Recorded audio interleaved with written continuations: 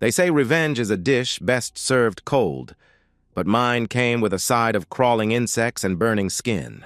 My name is Cole Bennett, and I'm 32 years old. Every morning at 5:30, I roll out of bed, lace up my work boots, and head to whatever construction site needs an electrician.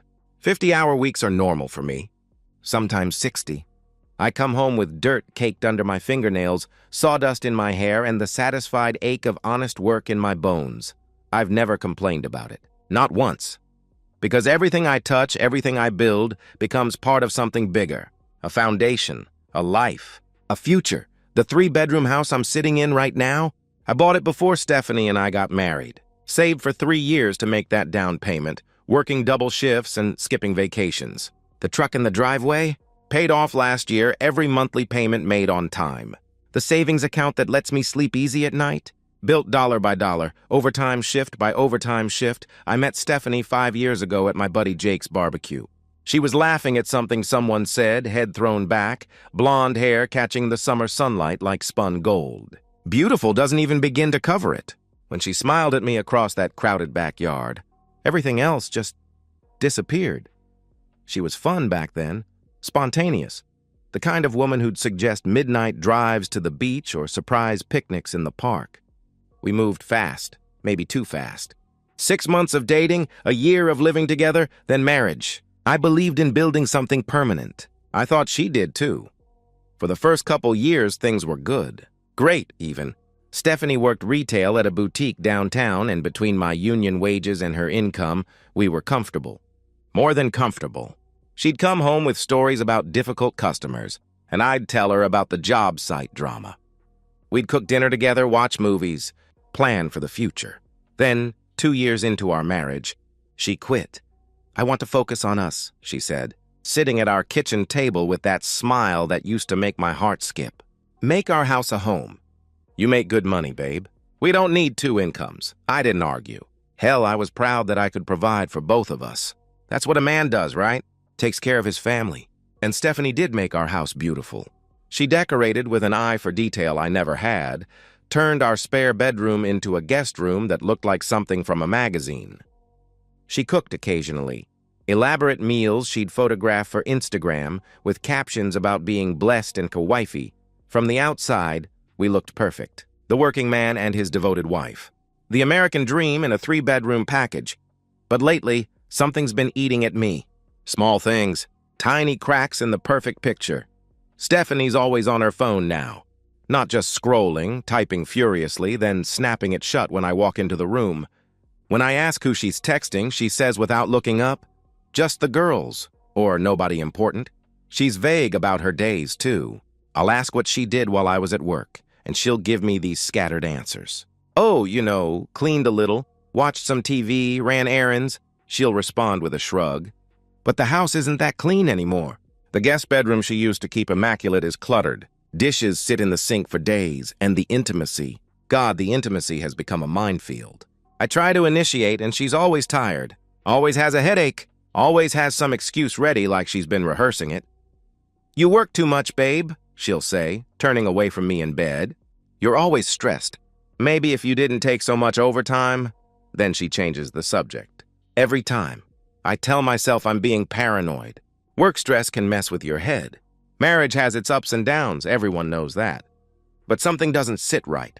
It's like trying to troubleshoot an electrical problem when you can see the symptoms but can't find the source.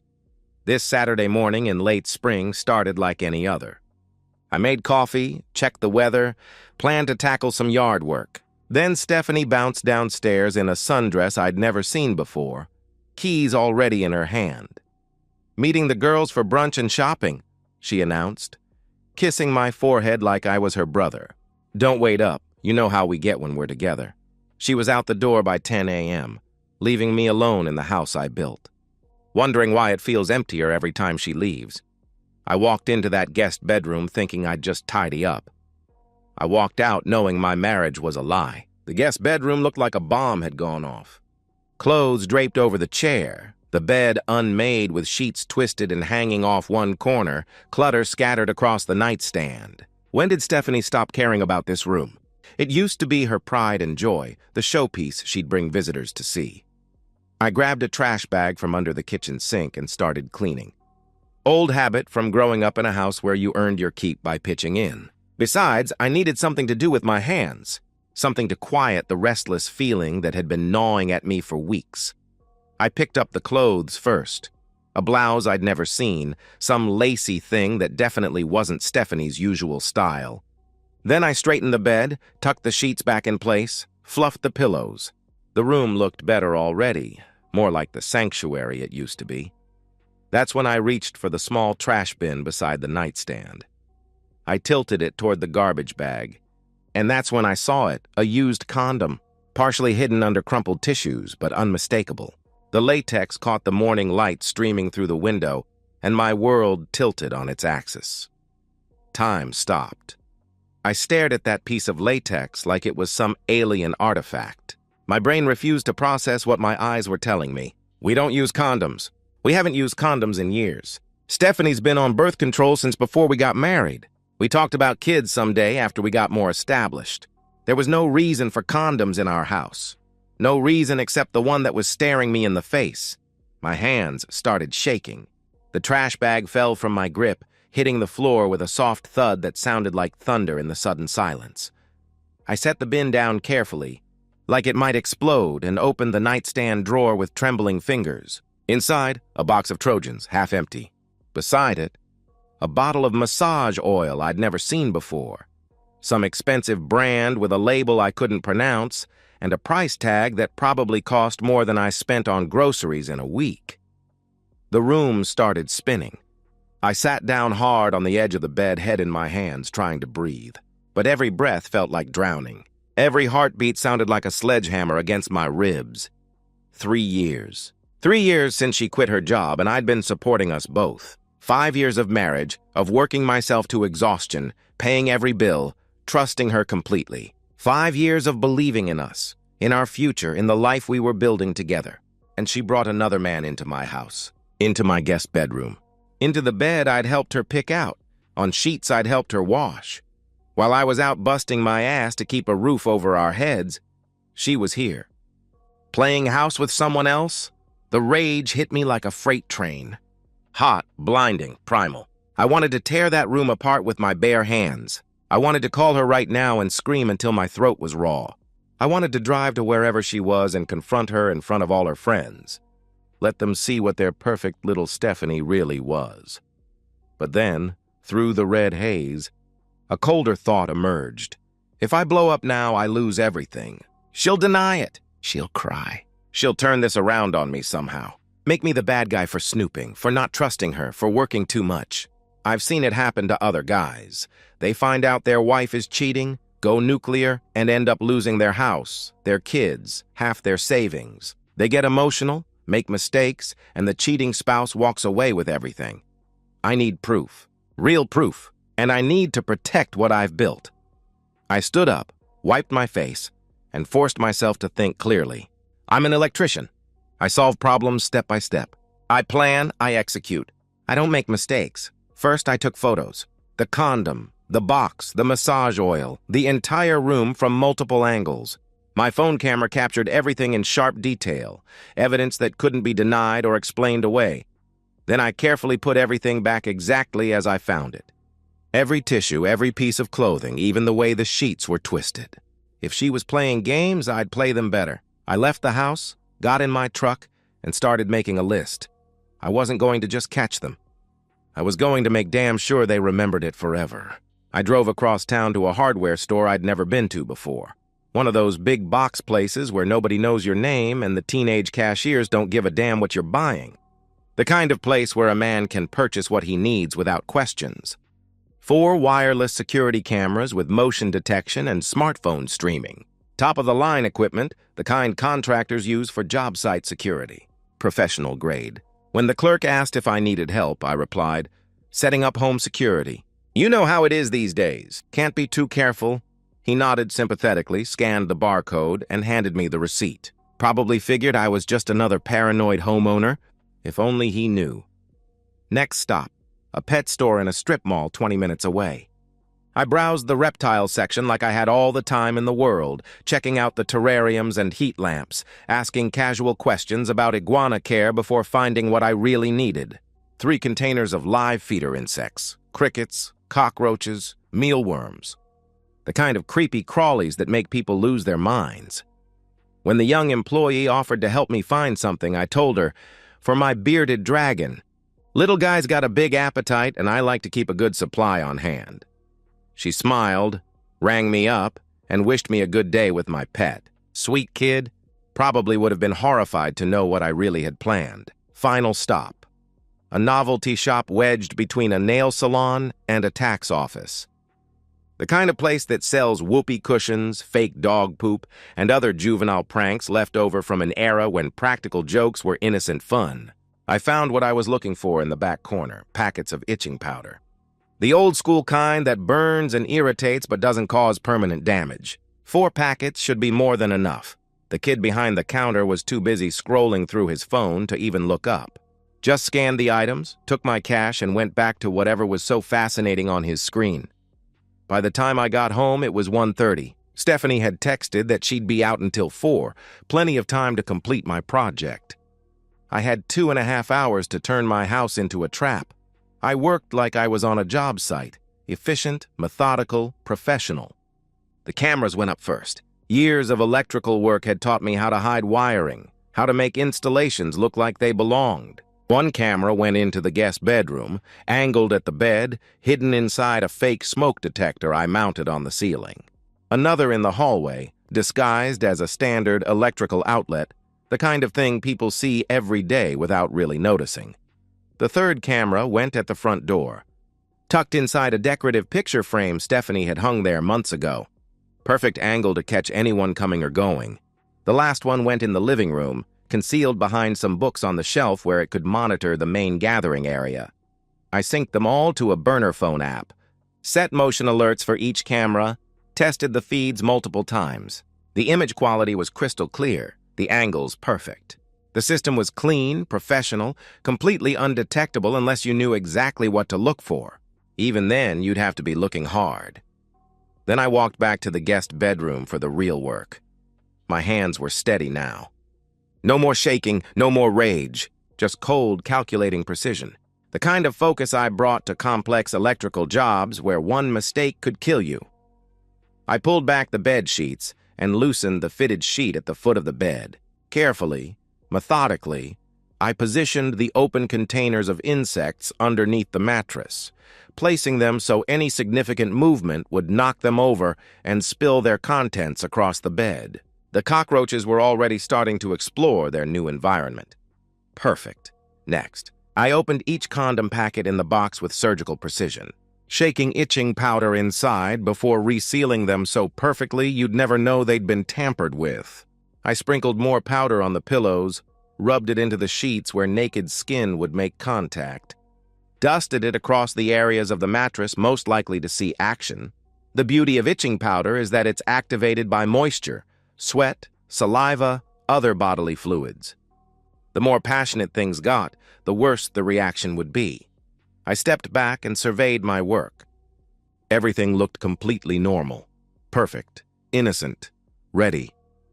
I cleaned up every trace of my presence, vacuumed the hallway where I'd drilled holes for the cameras, wiped down surfaces with bleach, took all the packaging and leftover supplies with me in a garbage bag.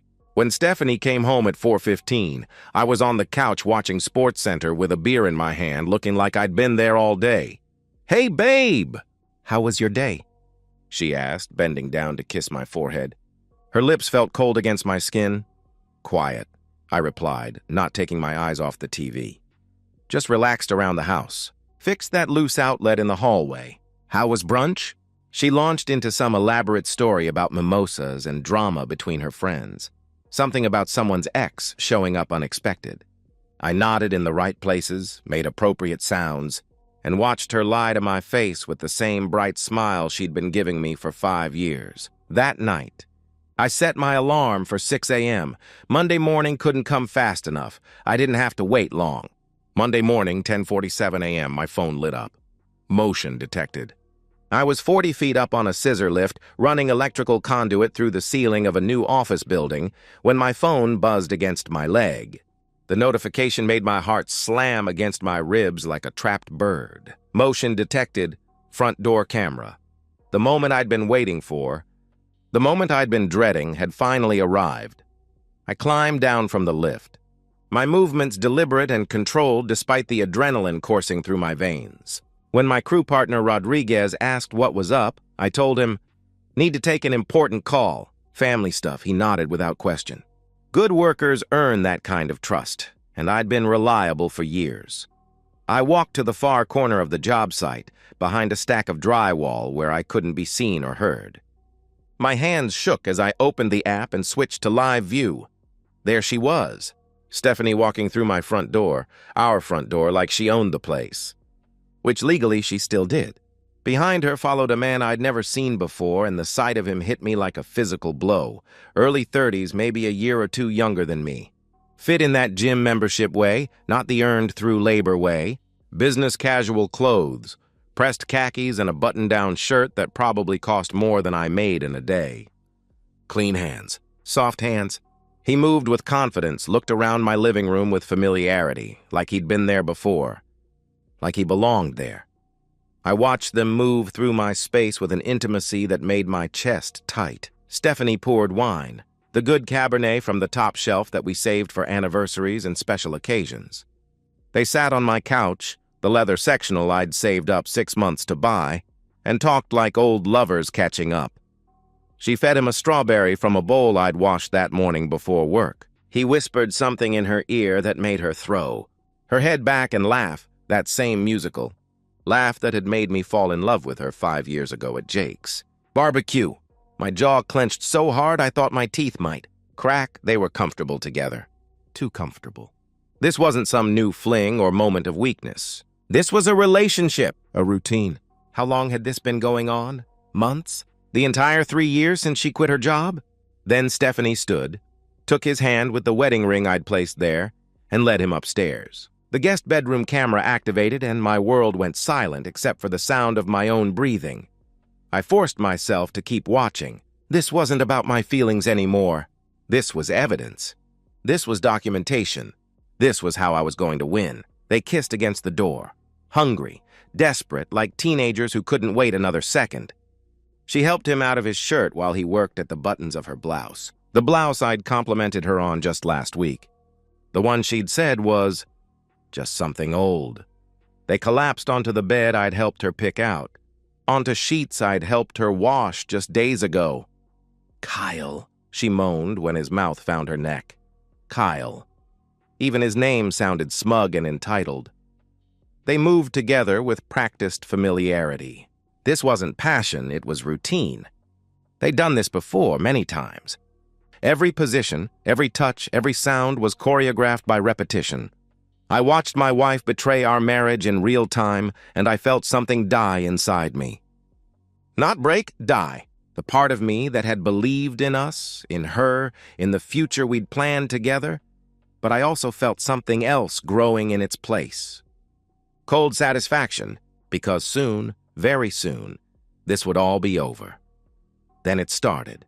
Kyle flinched first, swatting at his leg. "Ow, something bit me," he muttered. Stephanie scratched her arm absently, still lost in the moment. "Me too. What the hell was that?" she replied, confused. Kyle sat up, looked around, confused. "There's something on this bed," he started to say. That's when Stephanie screamed. Cockroaches poured out from under the sheets like water from a broken dam. Dozens of them, maybe hundreds, scurrying in every direction.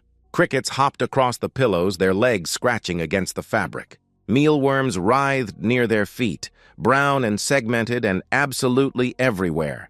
They leaped off the bed naked, frantic, slapping at their skin as insects crawled across their bodies. But the itching powder was already doing its work, soaking into their sweat, burning their skin, spreading with every panicked movement. "Oh my God. Oh my God, it won't stop!" Stephanie wailed, clawing at her arms, her legs, her back. Red welts were already forming where her nails broke skin, and the scratching only made it worse. Kyle's eyes went wild with panic and pain. "What the hell is happening? What the hell is this place?" he screamed. They scrambled for their clothes, still scratching, still screaming, stumbling around the room like people on fire. But every piece of fabric they touched just spread the powder further. Kyle pulled on his shirt and immediately started tearing at his chest. Stephanie tried to put on her blouse and threw it across the room, sobbing hysterically. "It burns! It burns! Make it stop!" she wailed, scratching so hard she was drawing blood. They gave up on getting dressed and ran, naked, scratching, crying, down the hallway, out the front door, into Kyle's BMW sedan. I watched them through multiple camera angles as they fled my house like it was haunted. Kyle's car peeled out of my driveway, tires squealing against asphalt, carrying them away half-dressed and clawing at themselves like animals. I closed the app, walked back to Rodriguez and looked him straight in the eye. "Family emergency," I said, my voice steady as granite. "I have to go." He nodded without question. Good workers earn that kind of trust. I drove to the nearest hospital emergency room. It wasn't hard to find them. Stephanie saw me walk through those doors, and for the first time in 5 years, I saw real fear in her eyes. They were huddled in the waiting room like refugees from a disaster. Stephanie and Kyle covered in angry red welts, still scratching at themselves with the desperate intensity of addicts needing a fix. They'd managed to put on clothes, but Kyle's shirt was on inside out and Stephanie's hair looked like she'd been electrocuted. The moment Stephanie saw me walk through those automatic doors, every drop of color drained from her face. Her mouth fell open, and she made a small sound like a wounded animal. "Cole?" she whispered, her voice barely audible. How did you—" "I know everything, Steph," I said, my voice cutting through the sterile hospital air like a blade. Kyle struggled to his feet, trying to look tough despite the fact that he was covered in insect bites and scratching his armpit like a flea-bitten dog. "Who the hell are you?" he demanded. I looked him straight in the eye, letting the silence stretch until it became uncomfortable. Then I smiled, the kind of smile that doesn't reach the eyes. "I'm her husband," I answered calmly. The words hit Kyle like a physical blow. He actually staggered backward, his face going pale beneath the angry red welts. "Husband? She said she was divorced," he sputtered. I turned to Stephanie, whose eyes were wide with panic. "Did you now? That's interesting because last I checked, we're still very much married, though that's about to change," I replied. I pulled a manila envelope from my jacket, thick, official-looking, sealed with my lawyer's stamp. The weight of it felt like justice in my hands. "Divorce papers," I announced loud enough for the other people in the waiting room to hear. "Filed with the court this morning. I have video evidence of everything. You, him, my guest bedroom, the whole disgusting show." Stephanie's hands shook violently as she took the envelope. Several people in the waiting room were openly staring now, and I could see the shame creeping up her neck like a rash. "Cole, please!" she begged, her voice cracking. "We can talk about this. We can work it out." It was a mistake. "No," I said, the word coming out like ice cracking. "You're going to sign those papers. You're not going to contest a single thing. You're not going to ask for alimony or half my house or anything else. Because if you do, I release the video." I let that sink in for a moment, watching her face crumble as the reality hit her. "Your family, your friends, Facebook, Instagram, Twitter, everyone gets to see what you really are," I continued. "Your mom, your dad, your sister, everyone at your old job, everyone you went to high school with, they all get to watch you f***ing another man in the bed I paid for. Your choice." Her face crumpled completely. She knew she was beaten. Knew I had her dead to rights with nowhere to run and no way out. I turned to Kyle, who was backing away like I was radioactive. "And you," I said. He held up his hands, still scratching at his neck. "Man, look, I didn't know she was married. She told me she was divorced." "I never would have," he stammered. My fist connected with his jaw before he could finish the lie. 32 years of construction work, of swinging hammers and carrying materials, went into that punch. Clean, brutal, satisfying. Kyle crashed into a row of plastic chairs, blood streaming from his mouth, groaning like a wounded animal. Several people gasped. A security guard started moving in our direction. I stepped back, raised my hands peacefully. "I'm leaving," I said calmly to the approaching guard. "He can press charges if he wants. I'll be at my lawyer's office." The guard looked between me and Kyle, who was still on the floor holding his jaw. "Sir, I need you to—" he began. "I'm going," I repeated. No more trouble. I walked out of that hospital with my head high, leaving them both broken and bleeding in more ways than one. Kyle didn't press charges. Turns out he had a wife of his own back home, a detail Stephanie had conveniently forgotten to mention. Within 48 hours, he'd transferred to his company's Seattle office and disappeared from both our lives forever. Stephanie signed the papers 3 days later. Didn't fight a single term. Couldn't. My lawyer had made it crystal clear what would happen if she contested anything. The video would go public, tagged with her full name and workplace, viewable by anyone with an internet connection. She sat in that lawyer's office looking like a broken doll, signing away 5 years of marriage with a pen that shook in her hand. She tried to speak once, tried to explain or apologize or something, but I just stared at her until she looked away. The divorce was finalized in 6 weeks. Record time. I kept the house, the truck, my savings, my pension, everything I'd built with my own hands and sweat. Stephanie got her clothes, her car, and the legal minimum the state required, $1,000. $1,000 for 5 years of marriage. For the house she'd lived in, the food she'd eaten, the life she'd destroyed. She moved into a studio apartment above a Chinese restaurant on the wrong side of town. The kind of place where the walls are thin and the smell of grease never goes away. She took a job stocking shelves at a grocery store for $11 an hour, wearing a name tag and a forced smile while scanning items for people who used to be her social equals. Her friends stopped calling. Turns out nobody wants to associate with a known cheater, especially when everyone knows the sordid details. Her family barely spoke to her after I made sure they knew exactly why their marriage had ended. Her social media went dark. I changed the locks the day the papers were signed, scrubbed the guest bedroom from ceiling to floor with bleach and determination, threw out the mattress, the sheets, everything they'd touched, bought new furniture, made the room mine again. 6 months later, I'm sitting on my back porch watching the sunset over the property I fought to keep. And for the first time in a long time, I'm smiling. 6 months after the divorce was finalized, I'm sitting on my back porch with a cold beer, watching the sun set over the property I fought to keep. The house feels like mine again, quiet, clean, peaceful in a way it hasn't been for years. The guest bedroom is now my home office, equipped with a desk I built myself and shelves lined with electrical manuals and business plans. I've started a side business doing residential electrical work. Word travels fast in the trades, and apparently my reputation for reliability and quality work has spread. I'm booked solid through the end of the year, making more money than I ever did just working construction. Building something new from the ashes of something old. I'm dating someone too, Emma. I met her through a buddy at work. She's a project manager for a construction company downtown. Hardworking, honest, independent. The kind of woman who splits the check on dates and doesn't need a man to take care of her, but chooses to be with one anyway because she wants to, not because she has to. "You seem different from other guys I've dated," she said to me last week. Sitting in this same spot, her hand warm in mine. More grounded, like you know who you are. I smiled, feeling lighter than I had in years. "I do." "Took me a while to get here, but I do," I replied.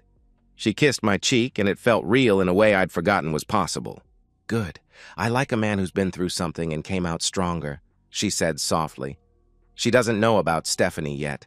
About the cameras or the insects or the itching powder. Maybe I'll tell her someday when we're ready for that level of honesty. Maybe I won't. It doesn't matter anymore. I protected what I built. I walked away on my own terms. Sometimes, that's the best revenge there is. Across town, Stephanie Bennett, she kept my name, though I can't imagine why, clocks out of her evening shift at the grocery store. 8 hours on her feet, scanning barcodes and bagging groceries, dealing with customers who treat her like she's invisible.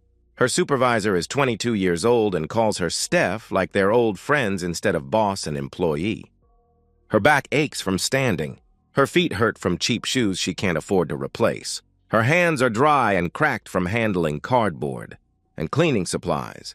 She drives her beat-up Honda Civic, the one with the broken taillight and permanently illuminated check engine light, to her studio apartment. 400 square feet of stained carpet and peeling wallpaper that smells perpetually of the Chinese restaurant below. She heats up a frozen dinner in a microwave that only works half the time. Sits alone in front of a television she bought at a pawn shop. Sometimes, late at night when the loneliness becomes unbearable, she scrolls through old photos on her phone. The house with its perfect guest bedroom. The vacations we took when money wasn't tight. The life she destroyed for a few hours of excitement with a man who disappeared the moment things got complicated. She thinks about me sometimes. Wonders if I'm happy. Hopes I'm not, then hates herself for hoping that. She thinks about Kyle, too, the man who promised her excitement and passion and disappeared faster than smoke when reality came calling. She found out later that he'd been married the whole time, had kids, had a life he was hiding just like she was hiding hers. Late at night, when the apartment is quiet except for the sounds of the city settling into sleep, she scratches her arms absently. The doctors said the reaction from whatever happened that day should have been gone months ago, but sometimes the itching comes back anyway. Phantom sensations, muscle memory, guilt made physical. She puts her phone down, closes her eyes, and tries not to think about the man who built everything for her, and the choice she made that cost her everything. Some itches just never go away. I raise my beer toward the sunset. Toward the future, I'm building one honest day at a time. Emma squeezes my hand and smiles, and I know that whatever comes next, I'll face it as a man who knows his own worth. The past is buried. But justice? Justice has a way of lasting forever.